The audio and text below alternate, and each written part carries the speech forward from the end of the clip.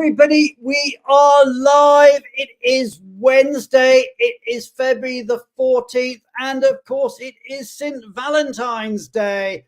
And what a special show we've got for you today. Love and the Expat. We've got just some incredible guests. We've got some amazing stories. Hi to Susan. We've got Susan coming in from Connecticut.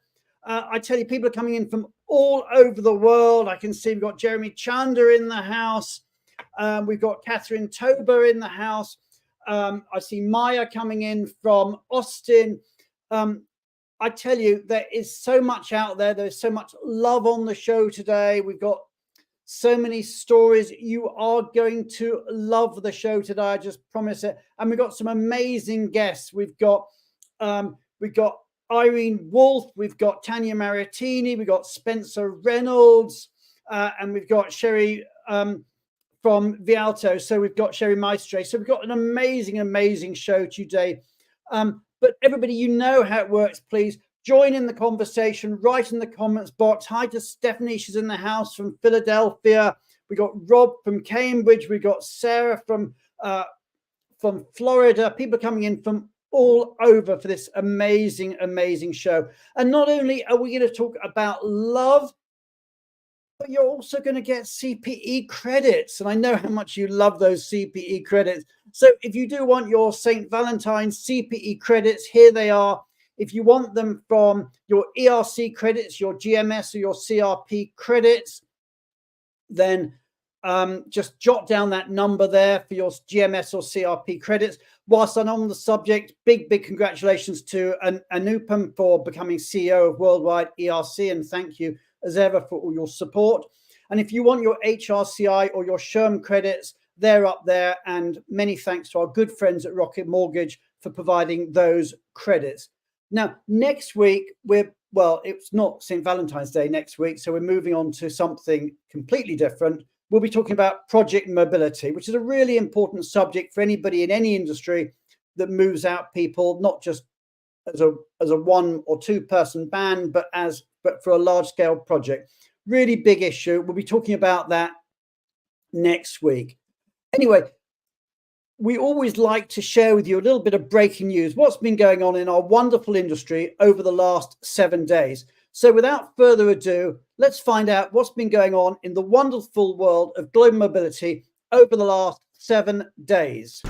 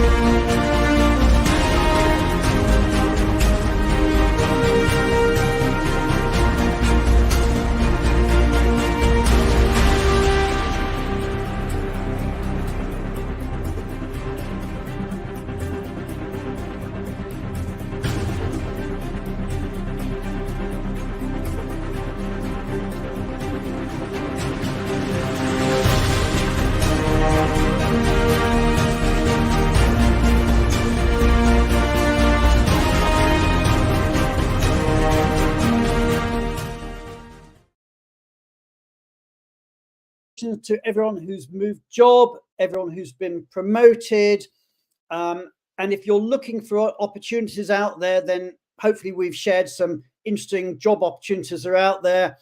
If you know of any job opportunities that you want to share with the world, then let us know and we'll try and promote them for you.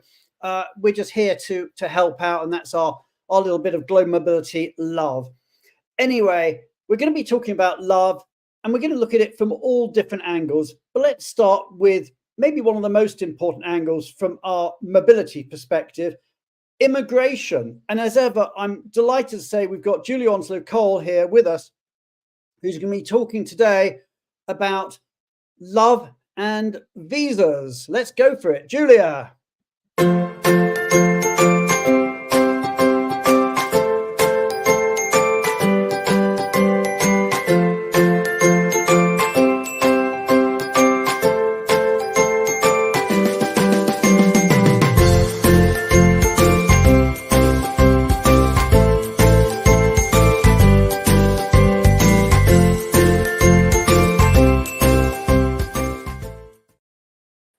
Hi, Brian. Hi, Julia. So where are you today? I'm actually in France today. Yes. Okay, lovely. Okay, so give us some fun fact from Jeremy. 145 million. Yeah. So there's a fun fact from Jeremy. He said, we got it. The Americans spent over $145 million a year on Valentine's card. I just thought it'd be more, actually. And that's the price of cards today. Actually, we've got some other fun facts we're going to be sharing with you as we go through the show. So, Julia, give us our love and visas update. Yeah, thanks, Brian. So immigration issues can really actually speed up the path to love. And I was thinking about this topic, and I thought about one of the very first clients I ever had as many years ago. And I was working in London, and it was for a major UK newspaper, and they wanted to send their top journalist overseas. And he'd been in a relationship with this very lovely lady for a long time. But clearly he didn't want to get married. And at that stage, it was really difficult to move him to where he wanted to go or where the newspaper wanted him to go unless they were married. So I was very junior and I was very nervous, and I had a big call with him and the company, and his girlfriend was on the call, and I didn't know whether to suggest that maybe they should get married, but I thought that was very presumptuous. And then at the end of the call, because we were just going round and round in circles, I sort of very timidly said, well, you could actually get married. And then when we finished the call, his girlfriend rang me and said, oh, that was the best call of my life. Thank you so much for that. And they actually got married about 3 months later, and I got invited to their party after their wedding. So that was really good. That was really good. I was sort of thinking of setting up a sideline in matchmaking then. Absolutely. They do call them, I know, we'll get into this later, they call them expat shotgun weddings. Yeah. But I think the three big problems that there are in this really area is, the first is what constitutes proof. And I know we discussed that with everyone before we came on live today, that can be really difficult, proving your relationship. And the second area is right to work. You know, do you fall within the definition of a dependent to get work rights? And the third is that some countries still take a very difficult view about same-sex marriages or partnerships. And when we look at evidence, again, I'm thinking back on the cases I did, particularly when I was a junior lawyer, but I think it's particularly difficult when you get very senior partners. And I remember that I dealt with this man and his girlfriend, and they'd been together 14 years, but she was actually quite famous, and she had her own business in South Africa, and he had his own business partly in the UK and partly in Hong Kong. And they just met up in third countries for beautiful holidays, and they've been definitely, you know, completely together for 14 years. But we didn't have any joint bank accounts, we didn't have any leases, we didn't have any joint mortgages. Yeah, and so I remember that we got the application through on all of these amazing invites that they had from all over the world to different events, showing that they were always invited as a couple, but it was actually really difficult. And I think that's something we're going to hear today. And then on this second big issue, so what we're saying is, from an immigration perspective, it's better to live in sin than to live separately, but if you're then applying for a visa.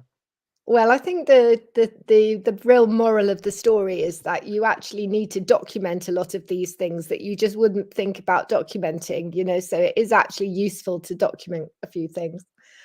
But the second thing is, you know, the right to work. And I wanted to give a big call out to permits, to Francoise and to Helen Frew, because when they're negotiating with countries where we have successes in the country giving a right to work to dependents, they always make sure that it's as wide as possible to cover the definition of dependents. But the third difficult area is those countries where there's an incredible red flag for dependents. And at Fragaman, we have an amazing knowledge base. And there was something, I quickly looked today, there was something like 25 pages of countries where there's flags for dependence. And I just literally started at page 1 on the A's. And very quickly, I saw that Algeria, Angola, Azerbaijan, none of those countries actually recognize same-sex or unmarried partners. But there's a flurry of, red flags, actually, not just in relation to that, but also in relation to points to do with children. And obviously, that was just at the top of the database. So it just shows you it's still a very complex area. But I just wanted to finish and give a call out, not just to permits, but to Alan Versting of Net Expat, because they're constantly doing these surveys, both Net Expats and permits. And it does show that without doubt that if you have a happy family life and you really, you're very happy in your family life, then it makes for, the rock of a wonderful assignment. So I think that, although we're like joking about some of these things, they're hugely important. Absolutely. Well said. I think we all know. Julia Cupid Cole, Richard Majewski said. I think we all know that probably the most common cause of a failed assignment is an unhappy spouse. So absolutely. So sharing the love makes mobility go round. We've got so much to talk about today. We're going to move on to a tax aspect, and then we're going to be getting into some real life stories of mobility love and all the ramifications. And you are going to love this show, everybody. We've got some great stuff. So we're going to move on to talk about love and taxes with Julie Barron. So everybody, you know how it works. I normally say hit the love button, hit the heart button, hit the applause button. But today, especially, let's hit that love heart button as we say thank you to Julie Onslow-Cole and welcome to the show to Julie Barron.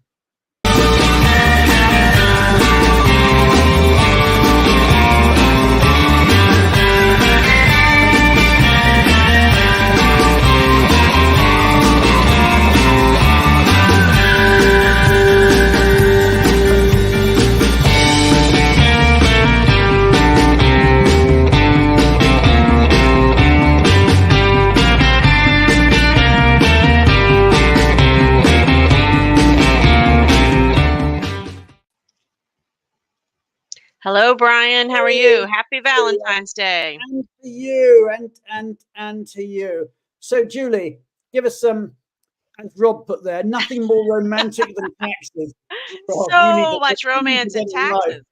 Yes. Absolutely. So, Ryan, when I was thinking about this topic, it was a challenge. What does love have to do with taxes? So I came up with a couple of things. First of all, marriage. And Julia just spoke about some things with marriage. And then I thought about gifts. So the first one, marriage, obviously, if you do get married, and some countries define marriage very differently. Sometimes you can be in a civil partnership, and that's considered married for tax purposes. But many countries around the world, you file separately. So you continue to file tax as two individuals, even if you're married. Some countries, once you become married, your tax status does change. And in some countries, that's beneficial because you get extra allowances and things like that. My favorite country, the United States, it is not. We have what we call the marriage penalty. And two people who are single, if they are both working, when they get married, they will actually pay a lot more in tax than if they were two single people because of the way some of the rates work. And some of our deductions are the same for a married couple that they are for a single person. So marriage isn't always. Marriage is good for immigration, bad for tax. Bad for tax. And good for actually assignment success. Good for assignment success, yes. That's 2-1 in favor. Yeah. And then there's countries out there where you can just choose, right? So some countries where it's not as big a deal, but perhaps if you have a non-working spouse, it can be a better answer to choose to file together. And then the other thing I wanted to talk about was gift tax, because obviously when you have a loved one, you like to give them gifts, especially on Valentine's Day. And so I was looking up, for instance, engagement rings, and I was thinking, okay, what happens when you give someone an engagement ring? That's a gift. And there's actually court cases in the United States about engagement rings and whether they are subject to our gift tax or not. And the answer is that it's a conditional gift. So it's not really a gift because it's conditional on marriage. So it's not subject to gift tax. It's actually only subject to gift tax once you become married and you've completed the condition. Isn't that interesting? That's it. And So if you break off the relationship, you've got a legal obligation to give the ring back. to give the ring back, or else it's a gift and you're subject to gift tax, right? But then in the US, you can transfer gifts freely between spouses. So once you're married, it's a completed gift, but it's between spouses, so no tax. Anyway, I thought that was interesting. Surely the condition is the engagement, not the marriage. Well, I think they're saying the I'm not ring. going to argue tax with you, Julie. Anyway, it's been court cases about it, but Oh my yeah. God. Yeah, so on the gift tax front, there are 22 countries I found out that have gift tax around the world. Some tax the person who gave it, some tax the person who receives it. Some things are support. So if you have a loved one who you're supporting, is that a gift to them, or is that just simply support? So there's a lot of complications about giving gifts to your loved ones, and you really need to look at that. Some countries just tax it like income. Like Brian, if I were to give you something, they would just say, "Oh, that's extra income to Brian," and he just pays tax like it's income to you.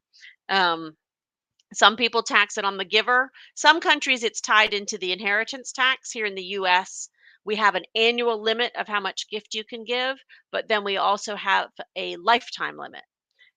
So if you go over that annual limit, you just kind of eat into your lifetime limit. There's a lot of countries where if you give a gift and you die shortly thereafter, it gets tied into your estate because you're trying to get rid of your estate. Anyway, so I just think it's a very interesting topic, gift tax. So, if you are giving gifts to your loved ones, let's say you really like your girlfriend and you want to give her a car this Valentine's Day, you should look into the gift tax issues first before you do that. And we've had so many comments out there. We haven't really got time to go, but people are going into the sort of, if you like, the weird and wonderful. What happens if you're going and there's 3 of you in the relationship, or if the gift is actually not to the wife but to someone else? I don't know about the legal consequence of that. I think maybe we'll take that one another day or offline. But there's some interesting comments out there going on. I know Jeremy Chandler's raised a few in the LinkedIn, and I saw earlier Carol Crossley mentioned comments about bigamous relationships and the tax and immigration aspects, and somebody else mentioned something about moving with a certain person wanted to move 4 in his family, 4 girlfriends with him. So anyway, so we won't get into that stuff today. We're going to keep it fairly sane. But what we are going to do now, we're now going to move on. I'm going to welcome to the stage Cara Butler, just to do a quick Benevo update, and then we're going to bring all our guests onto the show. So, Julie, thank you so much for that update. Now, everybody, as I said, special rule for today: don't bother with the applause button or the like button. Just hit the love button. I want to see the hearts going up as we say goodbye to Julie. Thank you for your help, and welcome to the stage, Cara Butler.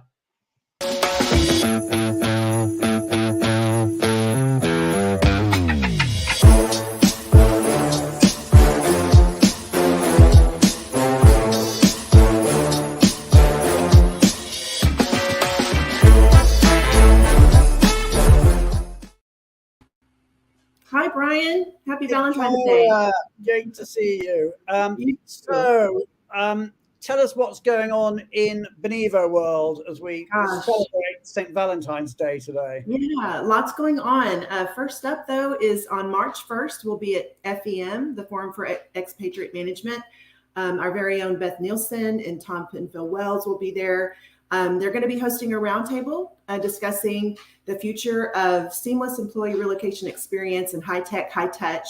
And you can register for that table in a Beth one-to-one session while they're there. And I think Tally's going to put the link in the message box. But also the night before, we're going to be hosting, Benevo's going to be hosting a Tech Connect. So it's not too late to register for that. So join us then as well. And then on April the 25th, we're going to be at the GME live event in Dallas.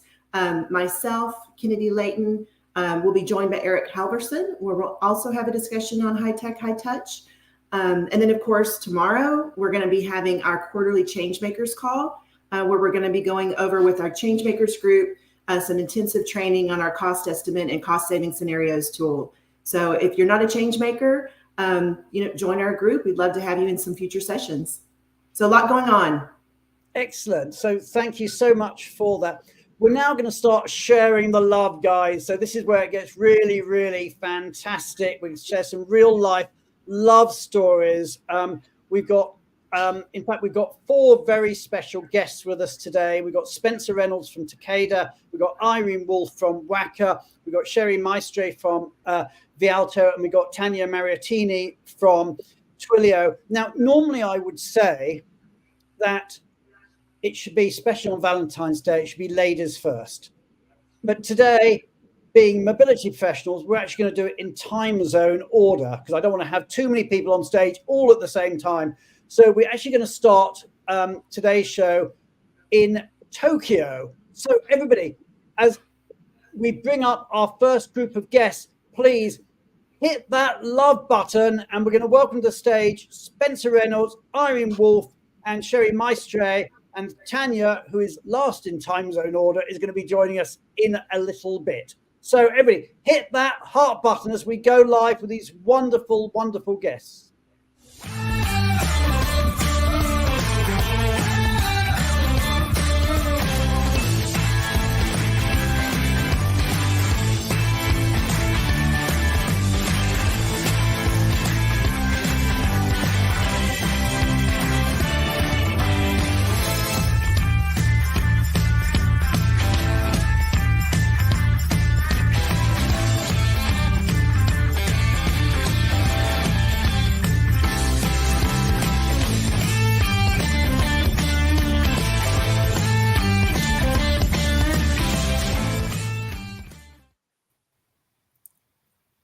Hey everybody, happy Valentine's Day. We have got such a great show today. Thank you for sharing all those photos. Now, Spencer, you're in Tokyo, so you've missed it, or it's over for you, isn't it? It's not even gone. It's past me by now, Brian. Yeah. So what's the time for you there? It's 1:20 in the morning. The dedication. I think everybody hit that heart button just to say thank you to Spencer for staying up so late on St. Valentine's Day or night. And what we're going to do, we're going to keep you on the show for a bit, Spencer, and then we're going to let you go so you can actually go back to bed, because that seemed like a fair thing to do. But actually, I'm going to start off with a question to you guys, and actually, we're going to ask the audience as well. And this was courtesy of my good friend Michael Cadden from Living Abroad and Expat Moose. Okay, which country has love days on the 14th of each month all year round, including today, February the 14th? So just write in the comments box, which country do you think it is that has love days on the 14th of each month all year round? Is it Indonesia? Is it Belgium? Is it South Korea? Or is it Chile? Let's ask you guys. If you know the answer, don't say. But if you're just going to guess, tell us your thoughts. Who wants to have a guess as to which country has love days on the 14th of every month? I'll give it a guess. I think it's South Korea. Okay, I'm not giving it away yet. And Indonesia from Catherine. Jessica said Belgium. Spencer, do you want to have a guess? Well, I was going to go South Korea as well, and that's purely just based on the fact that in Japan they kind of have 2 Valentine's Days. They have one yesterday on the 14th, which is when the girls give the guys a present, and then it's reciprocated a month later. So there's 2 quasi Valentine's Days here. So given that that's Asia, I kind of thought, okay, well, maybe it's South Korea. Okay, and Chile's coming in as a guest. Sherry, do you want to make a guess? I'm between South Korea and Chile. I hope it's not Belgium, because I lived there for 2 years and no one gave me presents every 14th of the month. So it would have been a disappointment. But yeah, no idea really. Well, let me tell you, and it's a fascinating story. It is actually South Korea. So good guess, Spencer, and those of you who got it right. But let me tell you how it works, because the tradition is quite fascinating. February the 14th is Valentine's Day in South Korea, and typically the woman gives the man a gift, and typically it's chocolate. So that's the tradition. A month later, the 14th of March is considered White Day. And typically then the man gives the lady something, and that should be something that is white. And quite often it's white chocolate or something else that's white. Apparently the rule of thumb, though, is that the gift the man gives the month later should be worth about 3 times the value of what he got a month earlier. And then the saddest one of all is that April the 14th is what's called Black Day. And that's for people who didn't get anything on either February the 14th or March the 14th. So it's for all the singles, and they go out drinking and they eat black noodles. So that's the other days, just so you know, is going back in time. January the 14th is Diary Day, when you're meant to give a diary to your love. We've done February, March, April. May is Rose Day, when you give a rose. June is Kiss Day, when you give a kiss. July is Silver Day. I'm not quite sure about that one. August is Green Day. I don't know too much about that one. September is Photo Day, where presumably you share a photo. October is Wine Day. So sounds like fun. November is Movie Day. Sounds quite sweet. And then December is Hug Day. So there we go. There's Love Day every month in South Korea, or so I am told. Anyway, let's move on, and we'll start with you, Spencer, if we may. Okay, so tell us, you met on assignment in Tokyo, and so tell us about how you met and Yuri, your wife. Yeah, sure. Hang on, yeah. It's me and my missus out there. I didn't know that was coming. Oh, thank you so much for that. Thank you. Tally put that as a surprise for me.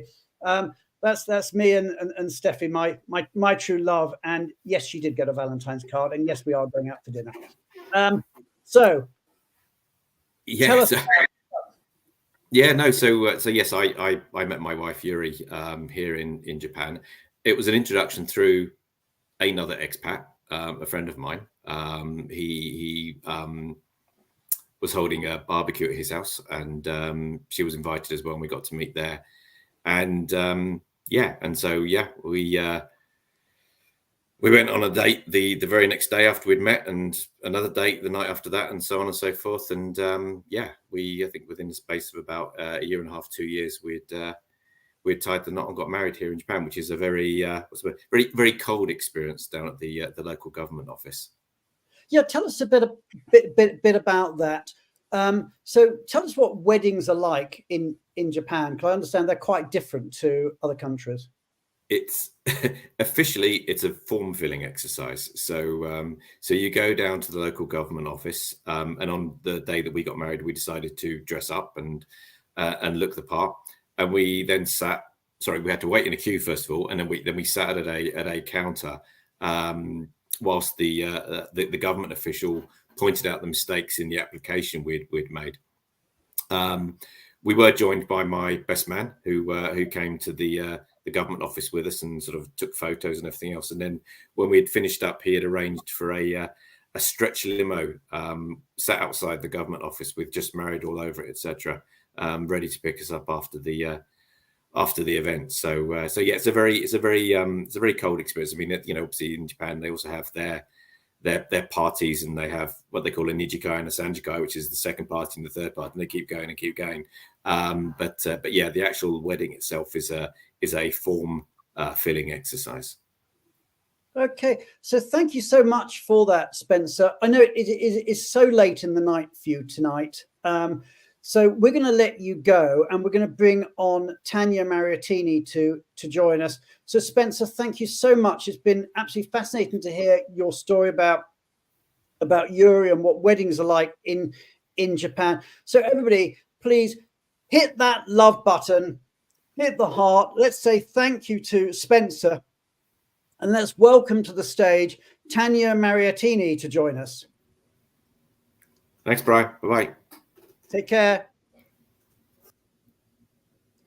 Hey, Tanya, good to see you again. So let's carry on. We're going to do this all in time zone order, though. So I think Irene, you're next in time zone order. So tell us about about your story. Tell us about how you met Andreas, and a little bit about your experience of Love and the Expat. There you are. There's the two of you together. Hi, thanks, Brian. So basically, I was studying in the US. I had a scholarship, the same with my husband, and we met through. You're originally from Costa Rica, correct? And I'm originally from Costa Rica, and he's German, and we met through mutual German friends. And pretty quickly, it was one of those love at first sight stories. And once we finished, because it was a 1-year program for both of us, it was clear we had to go back home. And my original plan was to get another scholarship to study in the US, but pretty much we wanted to give our relationship a chance. And I decided, well, change of plan. I'm going to go do my master's in Germany instead of the US. And the way to do that, because unlike, and this to Julia's point, I didn't want to have a shotgun wedding. I said, no, I want to go live in that country and see what it feels like before I commit to anything. And back then, the only way to do it was to have someone sponsor you. And that person was my mother-in-law. And it's actually a very big commitment, because they're committing to, take responsibility, financial responsibility to anything that could potentially go wrong. I mean, she wasn't your mother-in-law at that point? No, not at all. So you can. This was your boyfriend or fiance's. Were you fiance? Or not even boyfriend.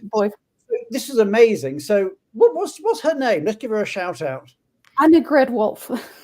Okay, so I mean, that's amazing. So she basically said that she would take a risk on you. Yes. Okay, and you would, no disrespect, you were just the girlfriend. You weren't the fiance, you weren't the wife, you were just the partner. And she said she was prepared to gamble on the fact that you guys were serious. So what would have happened if something had gone wrong? Well, potentially, I mean, if I didn't have a health insurance, or financially, if I would get into some difficulty, she would have to pay for that. But, honestly, hey, she knew my family. I think she knew at that point that what she was getting into. But still, if you think about it in retrospect, it's crazy. Which, by the way, is why after my husband and my daughter is one of the persons that I love the most here in Germany. I can't express words, because the joke is, thanks to her, I got the master and the mister. Without her, our story just wouldn't even exist. Okay, so there we do. We're going to a Valentine shout out to mother-in-laws everywhere, which is probably a first for our industry. So a shout out to mother-in-laws, and indeed mother-in-laws to be. Okay, so then tell us about your wedding. So you were telling us some fascinating stuff about that earlier. Well, basically, we decided to get married in Costa Rica, and it was a Catholic wedding, but we did. One of the aspects that was shocking to my husband is that he was asked by the priest, can you procreate? Because otherwise, in Catholic Church, if the man can't not perform, you cannot proceed with the wedding. And that was pretty shocking to him. This is just incredible. So what Monica said, my now husband sponsors his mother-in-law, my mom, so she got to meet him before we married. Oh, lovely story. But so what you're saying, I just got to get my head around this, is to get married in church in Costa Rica, the man has to prove that he can procreate. It was a question where you have to say that is so. I mean, they're not going to ask doctors, but it's quite intrusive. And, that is a pre-taste of the many cultural differences that you're going to find during an intercultural marriage, which is another topic by itself. So, you know what, honestly, all that prepared us to, because the story didn't end there. As I mentioned before, I came to Germany, and then I ended up moving many times with my husband on assignments. But I think, it's a pre-taste of all the things that are going to happen when you marry someone from a different culture. That'd be just, I mean, there's a question. Richard Majewski said he's interested to know how many people met the love of their life at the workplace. Richard, just wait till you hear Tanya's story. Okay, we're going to be going right into that. But actually, before we get there, I'm going to carry on in time zone order. So I think that brings me to Sherry. Now, Sherry, you're Spanish and your wife is Spanish, but you met in London and then moved. So tell us a bit about that. Tell us a bit about your relationship. Yeah, so we met like in 2019 through another friend who was also an expat.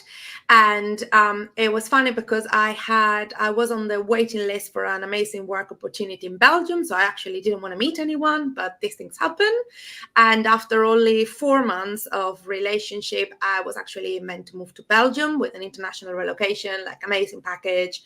And also COVID started because this was February 2020. So everything together, and I moved to Belgium. We had a long distance relationship for a while, and because long distance relationships during COVID were completely impossible, she took the risk of quitting her job and moving to Belgium.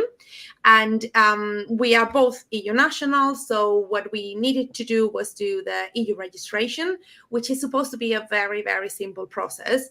But what happened was that she was not working initially because we were waiting for the recognition of the qualifications, which is a process that is very painful even within the EU, because she's a midwife. So she couldn't work until all of that was approved. And she was also studying French. So that meant that when we did the EU registration at basically the town hall, we said that we were in a relationship and that my salary and my financial status would be how we proved that she had economic resources to live in Belgium. And around a month later, and this was COVID again, so the police rang our door and we had to go to the street with masks and 3 meters separation and had this conversation in the middle of the street. And the policewoman surprisingly started saying that, but she did not say that she did not believe us directly, but started questioning us on why we were renting a 2-bed apartment and how long we've been dating, and a lot of like very invasive questions. And this was in French, so I was translating for my then girlfriend. We were not married yet. And it turns out that they thought that we were flatmates and we were just trying to say we were a couple to like not have to prove financial resources. So that was another 3 months of fights on the phone because we couldn't go to the town hall to prove that we were in a relationship. We also had that problem of like not having lived together before because we were living in separate flats before I moved. It was only 4 months, right? So it took us a very long time to actually convince the authorities. And during that time, my girlfriend and wife now didn't have access to health insurance or any of the standard benefits that she would have had as an EU national. And it was COVID, so it was a bit concerning for us that that was the case. Luckily, we managed and we spent like another year in Belgium, and then we moved back to the UK. We are super lucky and we are able to get married in Spain and in the UK. But again, this is not a possibility for many LGBT people. And as I was mentioning before when we were discussing this, I'm an immigration lawyer, and it was still very, very difficult for me to convince the authorities and prove and submit all of the documents. So someone that doesn't know their rights and don't have a clue about what's happening would have really struggled with something like that. So we might get into some more of that later on, but I mean, that's amazing. So basically you had to prove you were not just flatmates.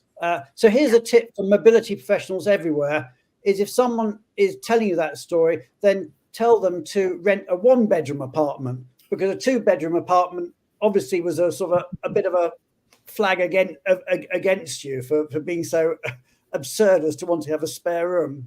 Yes, definitely. Only 1 bed. Absolutely. And Tara said, I had staff go on assignment while at the Big Four in Australia, met her Irish hubby and brought him back to the US, still together with 3 kids. I went to their wedding in Idaho, a happy ending.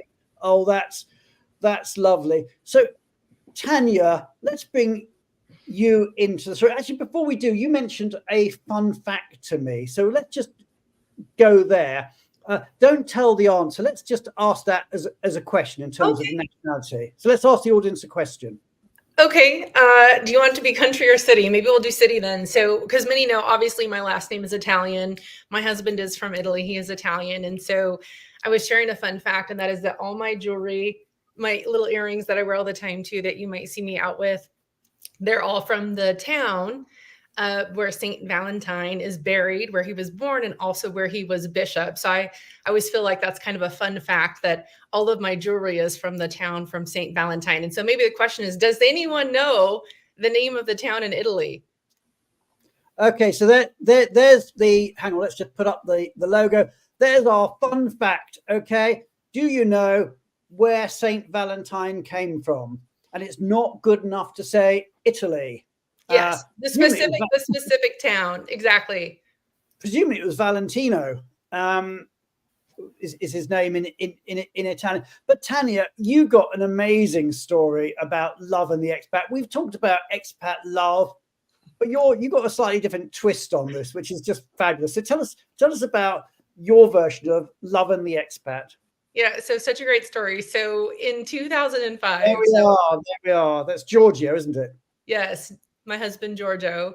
So in 2005, early in my career, I was an in-house relocation consultant, and I was responsible for Europe and for some of our island countries that we had. And so I managed all the assignees. And so Giorgio actually was coming to the US on a 6-month short-term assignment. Because we were all in-house, I did his L1 visa paperwork, and his very first day of work, he had to report to me so I could take copies of it and do all of the documentation and make sure he showed up, etc. Well, he then became someone who frequented my desk. He had questions about his rental car. He had questions about his corporate apartment. They all do. Yeah, they all do, right? Exactly. And I was just a little bit like, this guy is kind of high maintenance. I mean, let's be honest. He's only here for 6 months and he's spending like half his time at my desk. So I am totally oblivious that he likes me, like zero.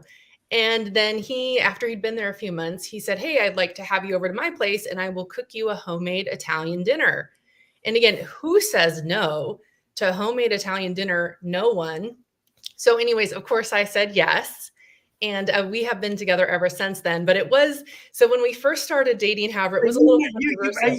You married your assignee. I married my assignee, yes. Oh, that's amazing. That is amazing. I mean, what do your policies say on that? I mean, sorry to be. Yeah, so this was a little controversial. So those who know me, I'm very much about following the rules. So I did read our employee handbook. Of course, there wasn't anything specific. What stage? Sorry, go ahead, Brian.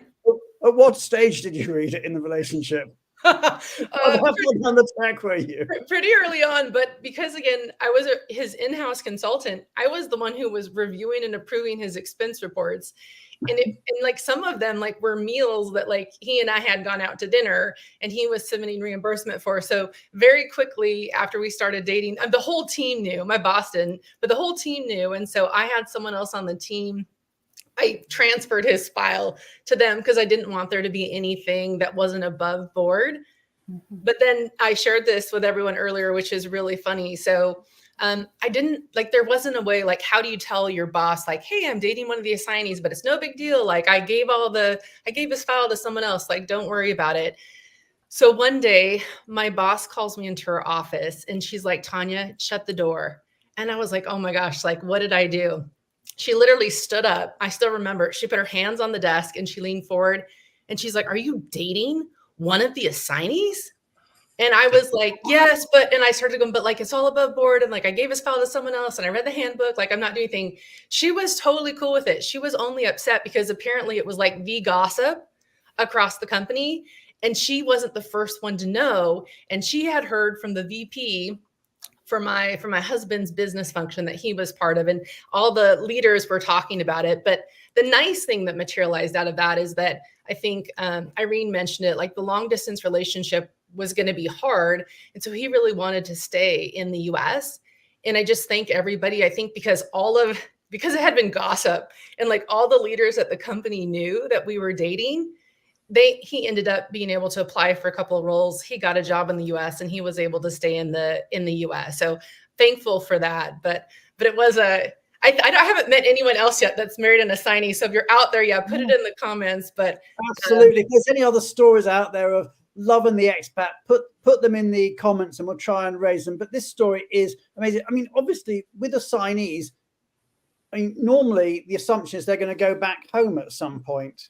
What was your localization policy? That's such a great question. Mobility manager. Yeah, and I will tell, I was thinking of Irene. So I have a very lovely mother-in-law as well, but he is the oldest only son to an Italian mother. Ooh. And she thought he was only going to be gone for 6 months. And now he's been in the US almost 20 years. So she loves me very much, but I think it was a little bit unexpected, to say the least. So, and then from a policy perspective, that's so curious because I don't know how to put this, because it was our policy and our team was administering it. He actually didn't even use all the benefits. We just didn't feel like it felt a little bit like we bought a house.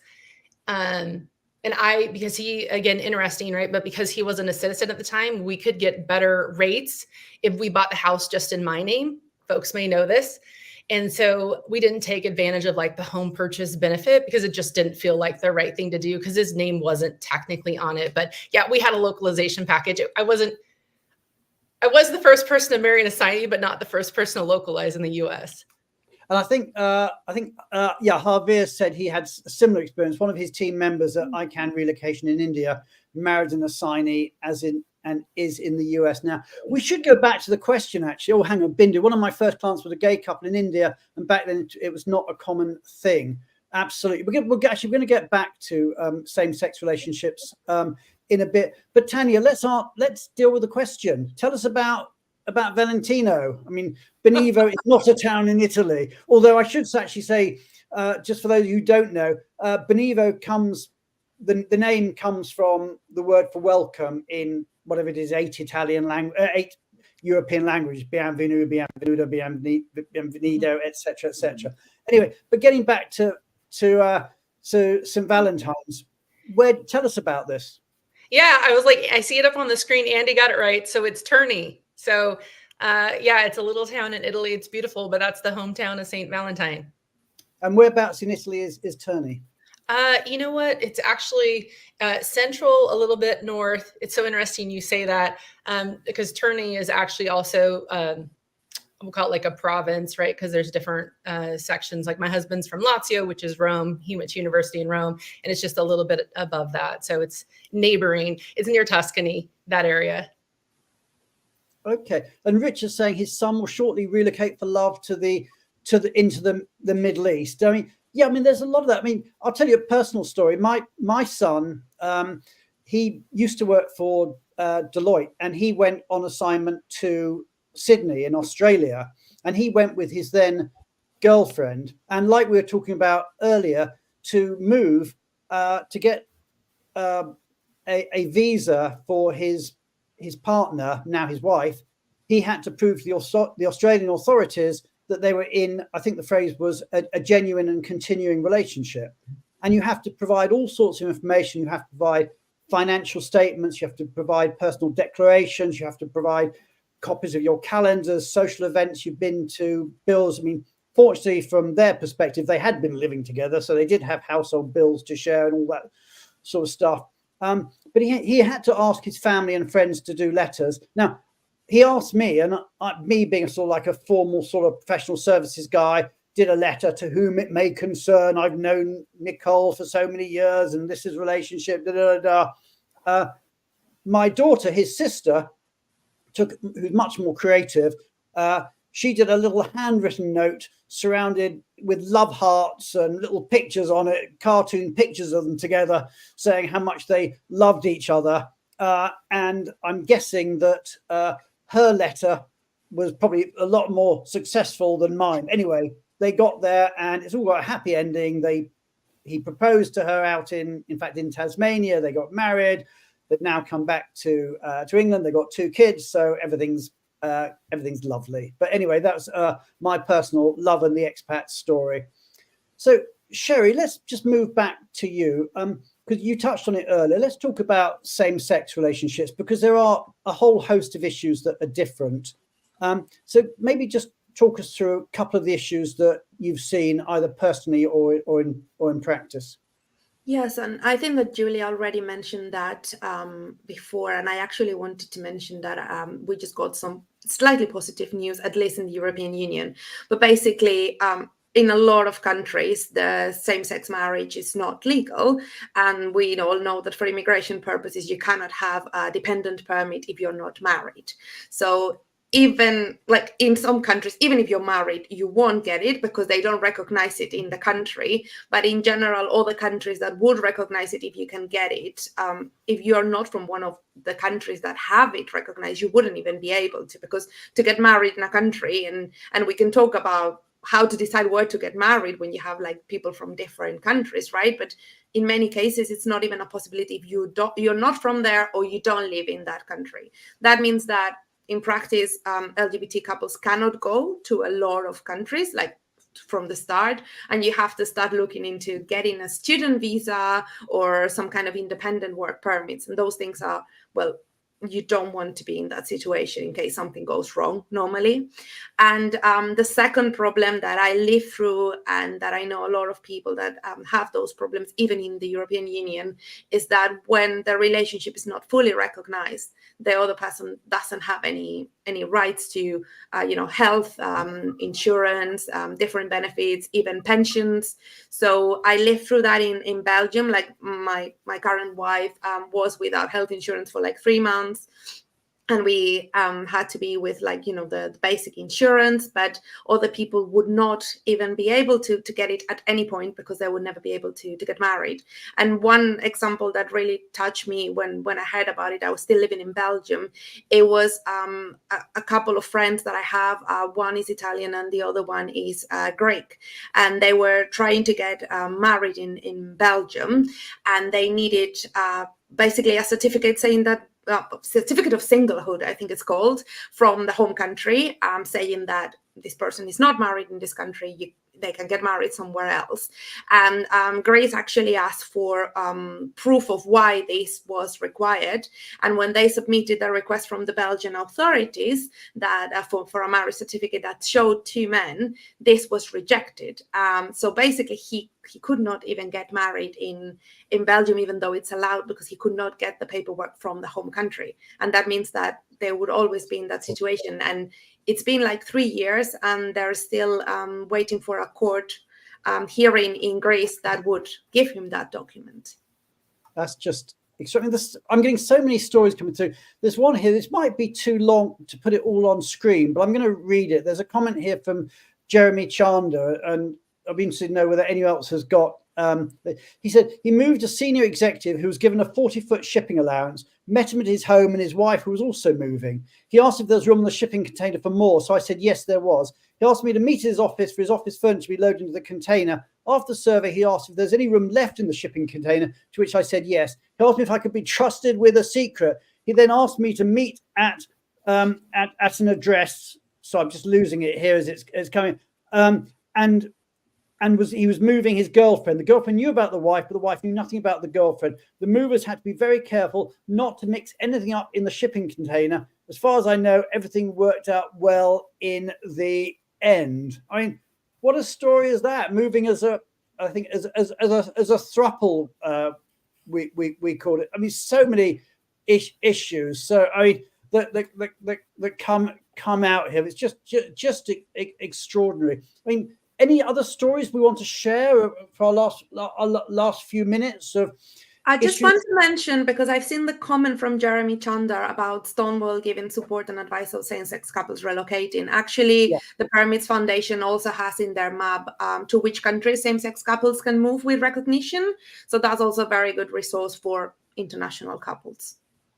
Okay, and then one last question, I'll maybe ask this one of you, Irene, is that, well, I've been seeing all your views, is there's also that question that you have to ask. I mean, you are married, or in relationship, you've just been offered an opportunity. You've had that, your boss has come into you and said, we've got this opportunity for you to transfer to another country, you really want to go. You then have to go back to your partner, or your wife, your husband, and say, how about this opportunity? And it may not be quite so good for you because of your job or your situation and your family. Have you had that conversation where you've had to sort of come back from work and sort of talk it through with your other half? Irene, have you had experience? I know you've moved a lot of that conversation. In fact, Brian, actually, I had it first when I had my first job, which I took abroad, being married in Germany, moving abroad for my first stunt in actually Spain, and the other way around with my husband moving twice. We moved to India first when my daughter was very small, and then to Spain. And you know, the key is understanding that it was our decision if it would work for the family. And I appreciate that from my husband. He never took for granted, hey, this is great for me professionally. That's it, we're going. It was never like that. It was like, hey, I've been offered this. Do you think it's good for us? And it's about us, me, also my, the professional impact that would have. And for my daughter, I mean, was it good for her? Was it the right time? And I can honestly say, the same opportunity, maybe a different point in life, we would have said no. Again, they worked at the right time. And those are photos of us in Spain and then before that in India. And I've been so lucky. But it has never been like, we're doing this. It's like, do we want to do it? And really make that little exercise of how does that fit professionally, as a family, financially, and what do we want from this? Committing like a contract, what do we get? What does each one of us get from this opportunity? And do we want to go there?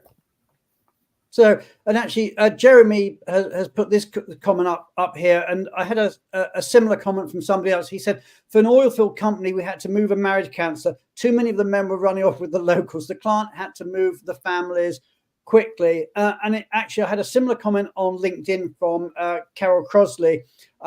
I think now retired, but she was the head of mobility at BP. And she said that in the oil industry, the adage was in hardship locations, the single get married and the married get single. So there's so much stuff going on. Anyway, let's not end on negative notes. We're full of love today. We're coming towards the end of the show. We're going to bring back onto stage the wonderful Julie Barron, Julia Onslow-Cole, Cara Butler, and Tally. We don't have Spencer because, not unsurprisingly, at 2:00 in the morning, I suspect he is tucked up in bed. We have had a wonderful show. We've had loads of fun today talking about Love and The Expat. There's so much there. We are back this time next week when we're going to be talking about project mobility, and that's going to be another absolutely fascinating conversation. Thank you, everybody, for all the love today that you shared. I've just loved your stories. Tanya, thank you for your story. I'm getting a little bit of background noise, actually, I have to say. Tanya, thank you so much for... Someone's husband is preparing a dinner for her, I think. That's what it is. So, to Tanya and Giorgio, to Irene and Andreas, to Scherezade and to Carolina, to all of you, thank you so much for being our guests on the show today. Thank you to Julie and Julia for your specialist expertise, and to Cara for your Beneva update. A lovely, lovely show today. We are out of time. I'm Brian Friedman. This has been The View from the Top, and we will see you all again this time next week. Take care, everybody, and have a wonderful St. Valentine's Day celebration.